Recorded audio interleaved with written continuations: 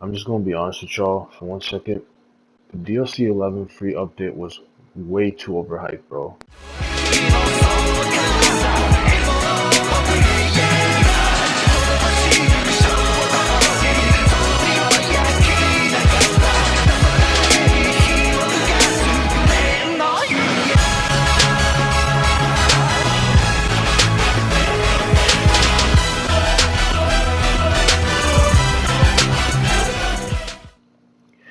Alright, what is good everybody? Welcome back to a brand new video. So today we're going to be talking about the DLC 11 free update that was just released for Xenoverse 2 and how I personally feel about it. Now, as y'all already heard, I honestly think that this free update was very overhyped.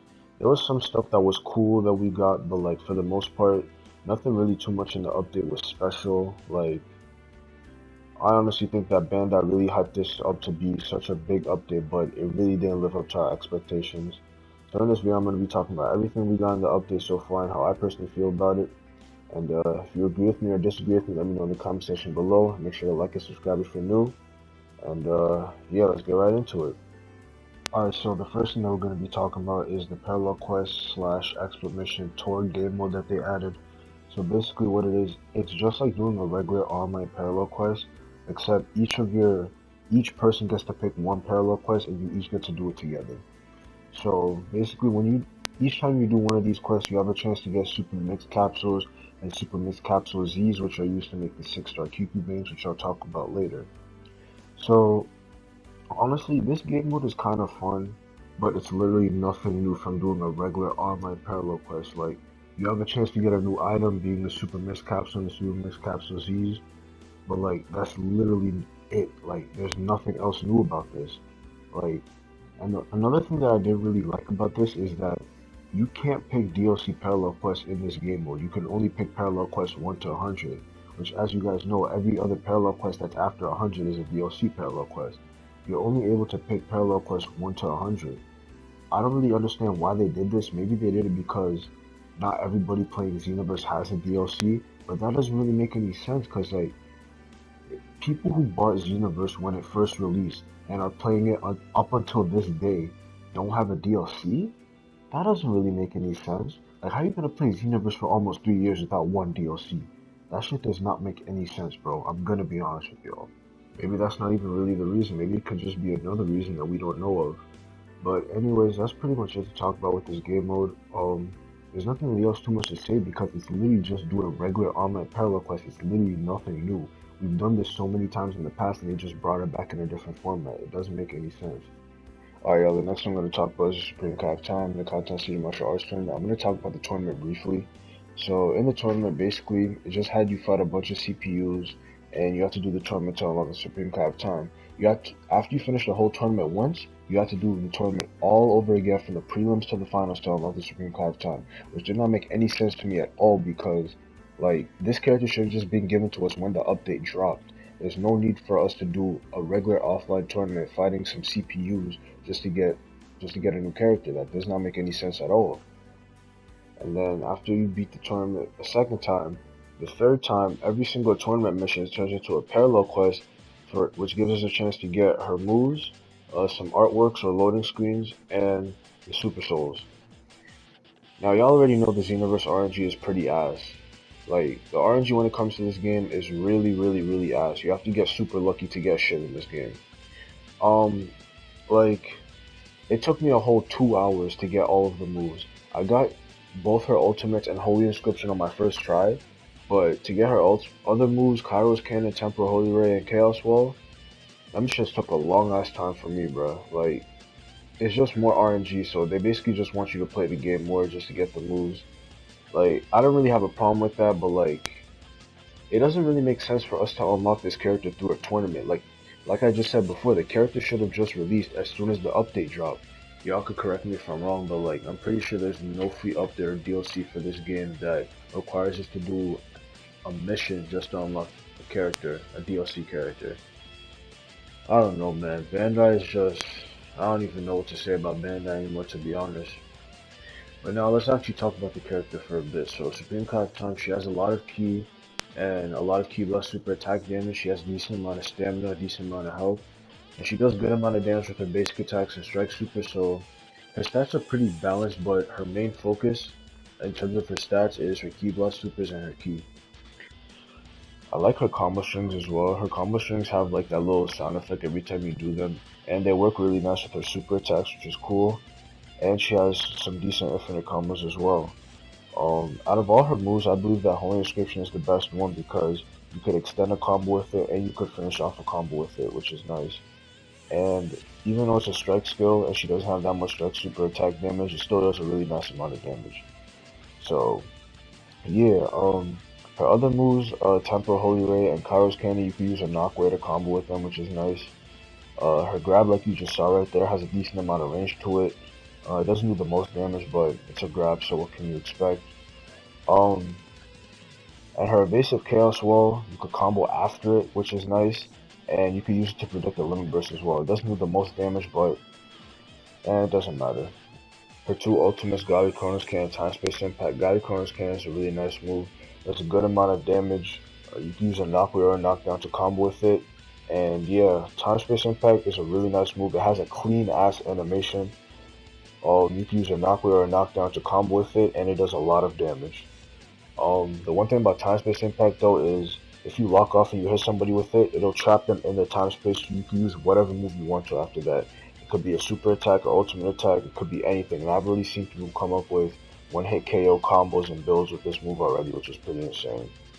And her Super Soul, unfortunately, is pretty ass. It's called Let's Make This Interesting. Basically, what it does is when you're using any kind of charge skill like maximum charge, ultimate charge, or whatever, it gives all your allies ki auto recovery, which is pretty useless because you can just fight normally and get ki. Everything else that we got on this update that I'm going to talk about is going to revolve around this one statement, and I know a lot of people are going to agree with me when I say this. Every single update that Xenoverse 2 has gotten has made the game even more toxic and cancerous than it already was. That's just the truth, and there's no escaping that at all. There's no escaping it. Alright, with that being said, let's talk about UI Goku's moves. Let's talk about Storm Fist first. The Storm Fist loop was already dangerous in UI Goku, but imagine it now in a CAC, especially a strike-based build. Like, it's just going to do a lot of damage in a short amount of time, and it's just going to be very toxic. There's no questions about it, it's going to be very toxic. Next move is Guard Display. Looks clean for our CAC, especially when we're transformed. The way I can see this being toxic, a 3-bar stamina female Majin with I Like You Better When You're Match Super Soul. With full ki, they will just keep breaking themselves and keep using the move until it hits. It'll just be extremely toxic. Or they'll use a Super Soul, I Shall Show You My Great Godly Might, which temporarily prevents your ki from depleting. Basically gives you infinite ki, and they'll just use it right at the start of the match.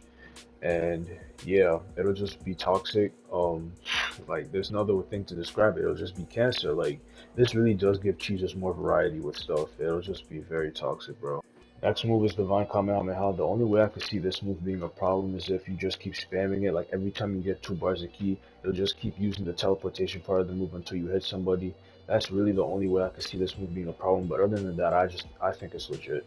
So that's about it for UI Goku's moves. In my opinion is when combined with the right build and the right CAC with the right Super Soul and everything, Godly Display and Storm Fist could be very problematic online and even Divine Kamehameha to an extent. Alright y'all, now I'm going to talk about some of the main skills that got an actual change in the update. The first one is meditation. So what they did for meditation was they decreased the longevity of it from 1 minute to 20 seconds, which was pretty stupid. They made it a little bit longer for it to charge up, but they made it easier to gain ki from it. I honestly think they shouldn't have nerfed meditation because nobody was complaining about it unless it was combined with fight and post K or something like that. But other than that, meditation did not need a nerf at all. There was no problem with this move whatsoever. Next skill is Time Skip Flash Skewer. They made this move able to be blocked now, and they decreased the damage of it, but they made it so you could combo right after it. So after you use the move, you can go straight into a combo. I don't really feel any type of way about this. I just consider this a buff for hit because it's basically another combo extender for hit on top of every other infinite combo that he has, which is pretty insane. The last move is Finishing Blow. What they did to Finishing Blow is that they made the move a lot more slower, but they increased the stun time of it. So yeah, this move was way too quick before, so I'm glad they actually nerfed it a little bit because this move was basically a free combo extender. Like after any kind of knockaway or after any type of skill, you could have used Finishing Blow right behind it, which is pretty insane. So I'm glad they nerfed it, but they increased the stun time, so the move isn't entirely useless, it's just a lot more harder to combo with. I forgot to mention that they took out the excellent full course glitch from the game, and they Nerf the don't go all out, so it doesn't take that much stamina as it did before, which is pretty nice. Don't go all out nerf was definitely needed, and the accident full course glitch definitely needed to be removed from the game. These 6-star Kyukubanes are ridiculously amazing. CSCs are definitely going to be doing more damage with these. They're going to be having more health, ki, and stamina. They're going to be doing a ridiculous amount of damage with their super attacks. It's pretty much like having an all 5 Kyukubane, to be honest. It's just going to be ridiculously overpowered. Honestly, none of these Superstores are going to be helpful for PvP, to be honest with y'all. They're definitely cool. They're definitely different from previous DLCs and updates, but as far as PvP goes, they're not really going to be that helpful. I'm not even going to talk about the CC mascots and the loading screens because those cost a ridiculous amount of TP medals. Each CC mascot costs 1.5k TP medals, which means it's 7,500 TP medals in all to buy all 5 CC mascots. So they're literally expecting us to either grind out the same extra mission over and over and over again, which who has time for that anyways, or literally spend our actual money to buy this in-game currency just to get these things. Like, first of all, we have more productive stuff to do than grind the same extra mission over and over and over again just to get enough TP medals to buy all these things.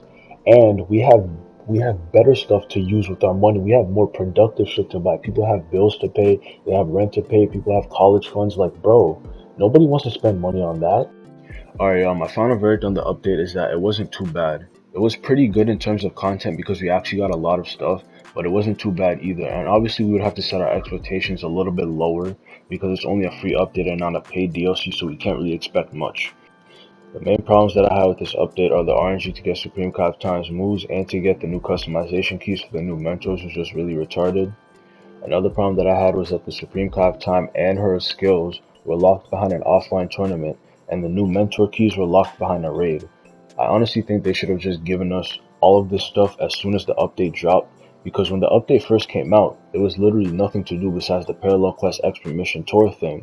Another problem with this update was the overpriced TP medal cost of the CC mascots and the loading screens. I can't remember how much the loading screens were. I think they're around 200, 300, maybe 400, but the CC mascots were just way too overpriced, to be honest with y'all. The final problem with this update is that it just made the game way more toxic and way more unbalanced. These new custom mentors, it's cool that we got them, it's one of the best things about this update, but they're just way too unbalanced. Like, a majority of them have Key Blast Cannon and Super Godfist, two of the best skills in this game. Excluding 17 Tapion, Broly, and Janemba, 17 has Key Blast Cannon but he doesn't have Godfist, but they're just way too broken. And like, on top of all the other problems that this game has, the netcode, the modders, there are still modders running around with their mods online even though they banned modders, which is pretty crazy to be honest. Anyways, that's it for my rant. Let me know what y'all think about this update in the comment section. Do you guys think it was good, bad, overhyped, a waste of time? But yeah, I hope y'all enjoyed this video. Make sure you guys leave a like and subscribe, turn on notifications, all that good stuff. I appreciate y'all support as always, and I'll catch you on my next video. Alright? Peace out, everybody.